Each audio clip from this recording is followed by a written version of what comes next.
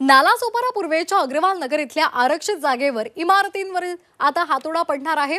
Supreme कोर्टाने नोव्हेंबरमध्येच या इमारतींवर कारवाईचे आदेश दिलेत। मात्र 32 इमारतींमधील रहिवाशांनी घरं खाली न केल्यामुळे कारवाई थंडावली होती। ही कारवाई आता 31 डिसेंबरपर्यंत करणं अपेक्षित होतं, मात्र रहिवाशांच्या विरोधामुळे विलंब होता। परंतु आता पालिकेने पुन्हा एकदा कारवाई करण्याचं ठरवलेलं आहे। 23, 24, 27 आणि 28 जानेवारी या 4 दिवसांमध्ये कडक कारवाई केली जाईल आणि उर्वरित 34 इमारती जमीनदोस्त केल्या जातील अशी माहिती मिळते। या 4 दिवसांमध्ये कारवाईसाठी पोलिसांकडून पालिकेला 400 पोलिसांचा बंदोबस्त मिळालेला आहे। नालासोपारामध्ये या इमारतींवर हातोडा पडणार आहे।